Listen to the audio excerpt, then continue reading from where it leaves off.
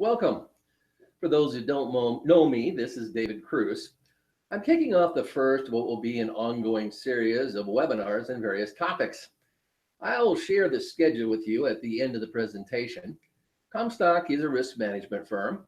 There are a lot of risks to manage given so much change to absorb from political and economic events occurring today.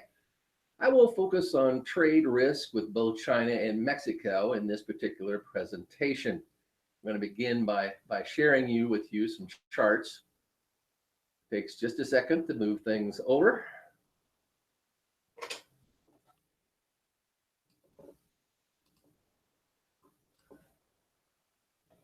Looking at trade with Mexico, or trade in particular for the pork industry, this industry probably has its neck on the line the most of any particular one in the ag sector.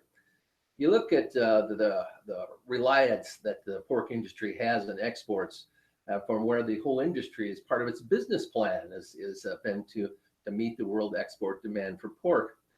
I like this particular chart because it shows how far we've come in this industry. You look back at 1989 when we produced 1.4 million head of hogs for export. And then 2015, that's up to 27 million hogs. USDA is now projecting another 4% increase in pork exports this year. The entire expansion really of the pork industry, all the new packing plants, the ones in Michigan and the two in Iowa that are being built, are essentially predicated on the idea that there would be continued growth in the export market.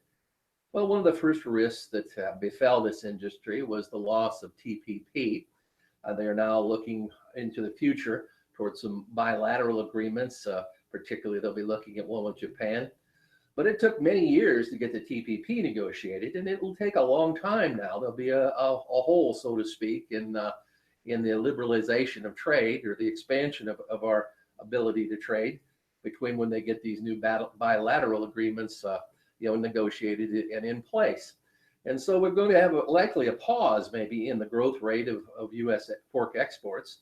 And that pause is going to come right at a time when the industry is going to expand with 3 new plants in the next couple of years, significant addition, in kill capacity. It's not just pork that is as exported per se. Corn growers have a huge, reliance on the pork industry too, as far as exporting their corn. You look at pork as how much corn is put through that industry. And essentially we end up exporting about 450 million bushels of corn through pork or as pork around the world. And so it is, indirectly very important to corn producers as well. Mexico is, I think, underestimated by many people as to its level of its importance to our ag sector. It is our #1 corn buyer. It's our #1 pork buyer. Mexico imports something like 20% of all the hams that we produce in this country. It's our #2 beef buyer. It's our #3 soybean buyer. We are now challenging Mexico, or at least the Trump administration plans to do so with what they claim will be a renegotiation of NAFTA. They are also going to go ahead and build the wall to keep President Trump's campaign promise. And probably the most alarming part of that, at least what the Mexicans find the most insulting, is that Donald has promised that they'll pay for it. And so we're going to be at loggerheads very soon, with Mexico over these particular trade issues. Already in response, the Mexican peso is losing 16% of its buying power. That was just since the U.S. election. As things heat up, that could get even worse. There's really almost no chance that the Mexican economy at some point here will not get into recession. The Trump team will present a list of demands, including border taxes on Mexico. That means there's some other one that will be created in order to create that revenue stream that Donald can claim then will pay for the wall. Now, Mexico is not going to go along with that. They're going to rebuff that. Trump will give a 60-month notice for exiting NAFTA. And there's no real congressional approval that's necessary for that. And then they'll get together and get down to the real nitty gritty of what these negotiations will be. Mexico is essentially going to concede to most of these demands, or if it's too much for them to tolerate, which could very well be the case, then we'll have a trade war begin. Either way, the Mexican economy contracts. The surge in Mexican unemployment will be compounded from deportations to the United States, which is also the immigration policy is very much mixed into this as well. So we have also mixed in with this is the potential for a U.S. farm labor crisis, which something like 50% of the ag sector labor comes from this particular source. They would very much like to have a legal source of labor, but that's not in the cards, at least for the time being. This could get so bad, essentially, that if we end up with a real blowout, that corn, bean, and cattle prices could end up falling to new lows. Trump's trade policy, it may or may not increase the Rust Belt jobs, but it sure could kneecap agriculture in the process. There's some, I think, contention about how many jobs that it will create here. If we start putting a border tax just on Mexico, what will happen is that some other country will be importing at a lower price. So that means we got to put a border tax on everybody in order to keep this their things, whatever product they're making out of this country, and that is a prescription for a trade war. There's some plans right now that are being talked about as part of tax reform that would implement what they call a border tax, which is really essentially a tariff. They were looking for it to raise $1 trillion worth of revenue to fund some of the spending that Donald Trump wants to do. Well, we aren't going to put $1 trillion worth of taxes on imports that are coming into this country without those trading partners responding to that with probably some likewise, tariffs going back the other way. And so this thing could end up looking like the swirl around the toilet pretty fast under certain circumstances. I talked about the impact of the immigration, on the U.S. ag sector. If we really look at the history of this, right now there's been created this perception that there's illegals pouring across the border every day. Well, that's something of the past. If you go back to where this really started, there was a guest worker program in 1964 that was ended. Well, when they couldn't come here legally anymore, they began coming here illegally. The demand for them was here. The jobs were here for that type of labor. Americans really don't want to do those jobs, and so therefore that created the incentive for the illegal entry. Mexico went through a hard time once or twice. They've had their defaults. Ronald Reagan did come with some amnesty, but you can see the trend of illegal immigration really increased, right up on into the time of the Patriot Act, when the border did close down. Probably the thing that ended or stopped illegal immigration the most was our 2008-9 financial recession, when the jobs essentially were hurt here. Today we're at what they call really net zero immigration. There's as many people coming into the country as there is going out. It's back and forth at this point in time, and so we're not increasing the number of illegal immigrants in the country from Mexico, by any great extent versus those that are returning at this time. Turning over the focus to China, China is also one of Donald Trump's promises during the campaign was that he would name China a currency manipulator on day one. Well, it's now day 30 something, and there are now some people are stretching that out, saying that they'll give him for the first 100 days to be able to do this. But when he does that, the Chinese are not going to take that lightly. They are not going to want to be named this currency manipulator. So this will be one of these challenges of whether Donald Trump finds some way to, in his own mind, fulfill his campaign, promise, that doesn't offend the Chinese, which means that whatever he would do wouldn't actually meant much. You look at periods of currency, what you call currency manipulation, and I would say that at one point in time, a number of years ago, probably the 1990s or into 2000 period, that there was manipulation by China. They didn't let the market forces determine their currency value. But as this is something that's been complained about by Washington for a long time, and it's something that has been responded to, by China. It's not as if they've been totally deaf ears and didn't listen and respond to what the criticism was coming from our U.S. Treasury.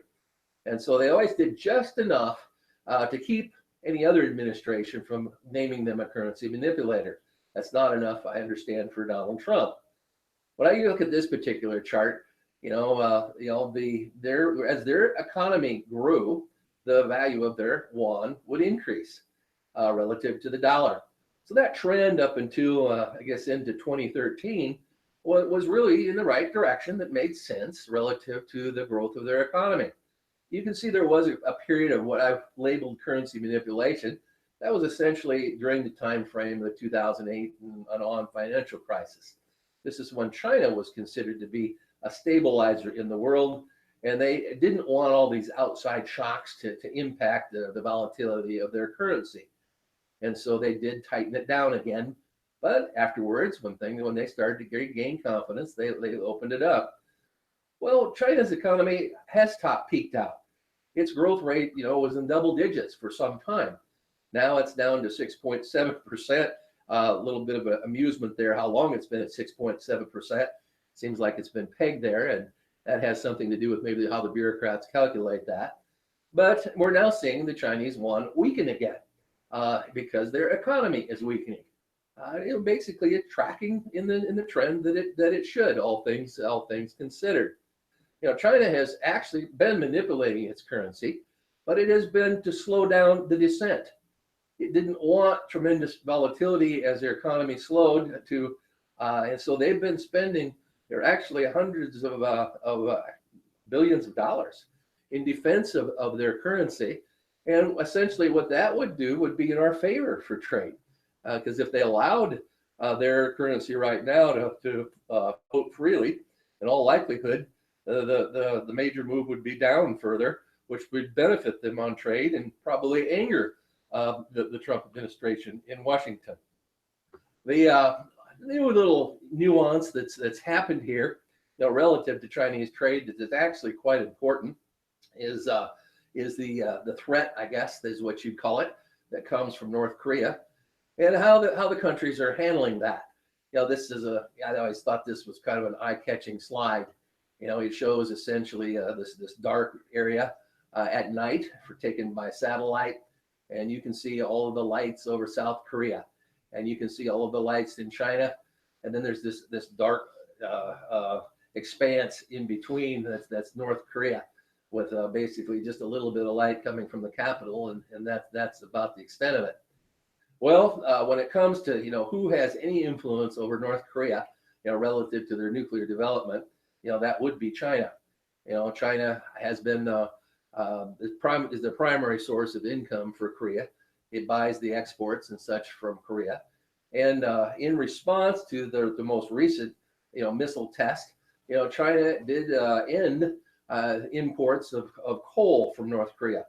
Cost North Korea something like $1.2 billion. That's like a third, of their revenue, and so it will have a very stark impact. China doesn't want really, North Korea to collapse, because there would be such a rush of refugees across the border that would be something that China really doesn't want to have to handle. So they're going to look for some way to mitigate what's going on there, if at all possible, too. But the gist of it is that the Trump administration understands that the country with the most leverage with North Korea, that is working toward threatening us, with a nuclear weapon, is China. And so therefore, that on one hand, they're not going to be able to go and kick China in the teeth or something else, all the while we expect them to help us, with the North Korean situation. And so this is going to be a mitigating factor for as long as it lasts in I think relations between China and the U.S. The Chinese Secretary of State was in the country this week, and their primary topic is North Korea, but I'm sure that will morph over into some such on trade, as well. A little bit perception here about how important China is to at least the soybeans exports. Everybody seems to know that China's the big kahuna or the big gorilla in the room, something like that, when it comes to our best customer. But this particular chart, I think, again, brings a little greater appreciation for what the situation really is. This is in 2016 in million metric tons. China purchased over 31 million from the United States. The European Union was our second best buyer at 5.5 million metric ton. You get down, I mentioned earlier that Mexico was the third largest soybean buyer at 3.5 million metric ton. In actuality, if you added up all 9 of the next buyers and put their totals together compared to what we sell to China, it's only 56% of the total. In other words, when we look at single customer risk in any type of a business, when you're at this particular stage, when you are so dependent on one buyer, I think you have to be careful. There's one old adage that when you owe a bank, $5,000, that you have to worry. If you owe the bank 50 million, then the bank's got to worry. Well, I think in this situation where we're so dependent on China, it's us that has to worry about this. And so this will be a mitigating factor, I think, on China as well.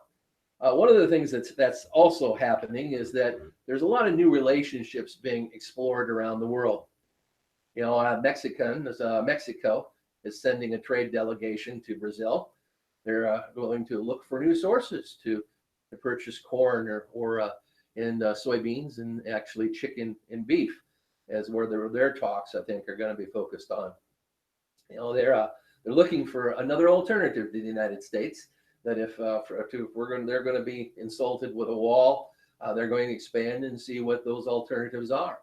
It's the same the world over. China's going to do the same thing.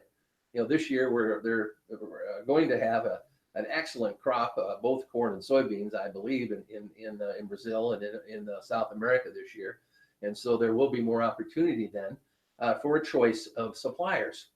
And given that opportunity, with the way the trade rhetoric and leverage is, some of our best trade partners are going to be looking around to try to establish some new relationships.